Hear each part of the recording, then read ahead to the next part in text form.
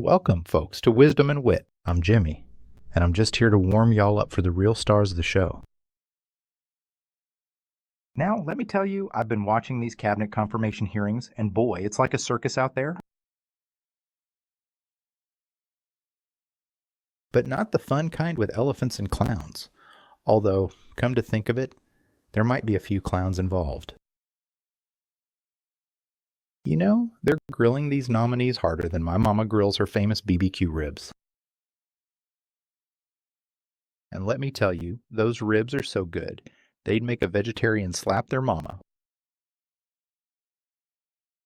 Speaking of slapping, I bet some of these senators wish they could slap some sense into these nominees. But hey, that's politics for ya. It's like wrestling a greased pig in a mud pit. You might think you've got a good grip. Before you know it, you're face down in the muck wondering what hit ya. Now, I don't know about y'all, but when I hear Attorney General, I think of someone who's supposed to be as neutral as Switzerland during World War II. But these days, it's like asking a fox to guard the henhouse. And let me tell you, that fox ain't just guarding. He's probably installed a hot tub and a wet bar in there. I mean, can you imagine the conversation? Hey Pam, you mind if we use the Justice Department to go after our political enemies? Sure thing, boss.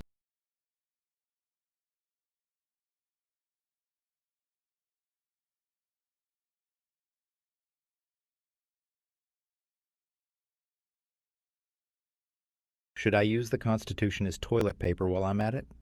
Now, I'm not saying that's what's going to happen, but it's about as likely as finding a sober person at a New Orleans jazz festival.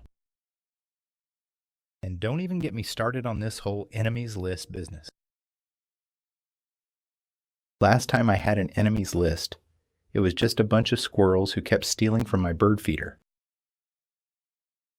But I guess when you're in Washington, your enemies are a little bigger than bushy-tailed nut. They're more like, well, other bushy-tailed nut thieves, but with better suits and more lobbyist money. Now, let's talk about our potential new Secretary of State, Marco Rubio. Poor guy's got to answer questions about foreign policy like he's on some twisted version of Are You Smarter Than a Fifth Grader? Except instead of winning. Money, he gets to deal with countries that have more nukes than we have pickup trucks in Texas. I bet during those hearings, Rubio's sweating more than a snowman in July, trying to remember which country is which. Now, is China the one with the big wall, or is that Mexico? And is NATO a country or a sandwich?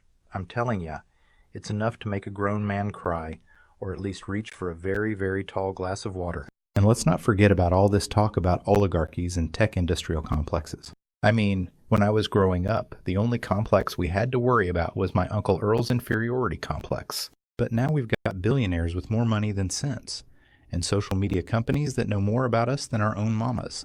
It's like we're living in some kind of sci-fi movie where the robots are taking over, but instead of cool laser guns and flying cars, we just get targeted ads and people arguing about politics on Facebook. I tell ya, if this is the future, I might just go live in a cave.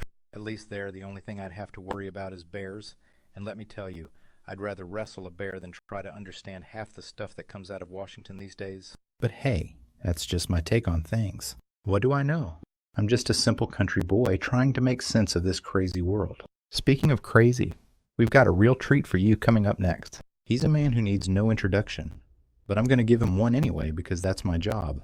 Ladies and gentlemen, put your hands together for the one, the only, Donald. Well, thank you kindly, Benji. I haven't been this excited since I found out my cousin's wedding was BYOB, bring your own brother. Now, y'all hear about Biden's farewell address? He's warning us about some kind of oligarchy taking shape in America. I reckon that's just a fancy way of saying rich folks are getting too big for their britches. But honey, the only oligarchy I'm worried about is the one in my refrigerator. That's where all my leftovers go to die. Biden's talking about the ultra wealthy threatening our democracy. Well, sugar, I've been to Walmart on Black Friday. I've seen democracy threatened up close and personal. And let me tell you, it ain't pretty when Meemaw's fighting over the last discounted Instant Pot. Now, our esteemed president claims we need to remove dark money from politics. Darlin', the only dark money I want to remove is what's hiding in the depths of my purse. Last time I reached in there, I pulled out a receipt from the Bush administration.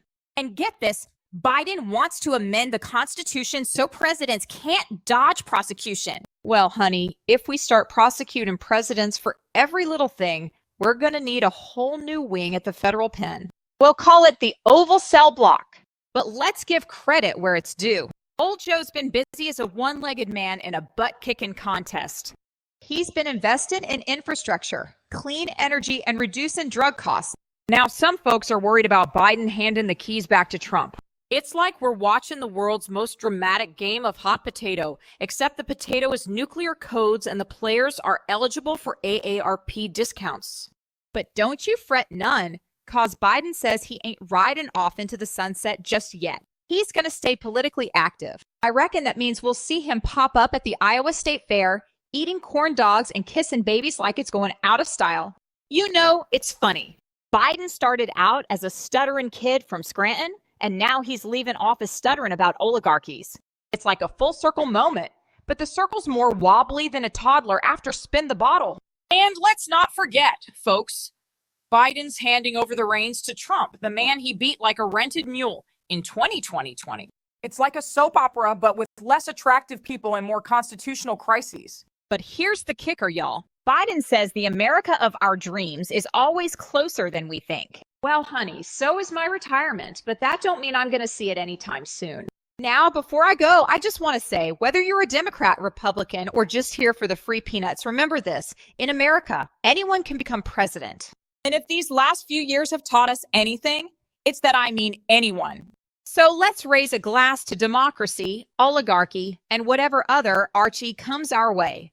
Cause at the end of the day, we're all just trying to get through this circus we call politics without getting peanut shells in our underwear. And on that note, I'll leave y'all with this thought. If life gives you lemons, make lemonade. But if life gives you Biden and Trump, well, you might want to spike that lemonade honey. Good night, everybody.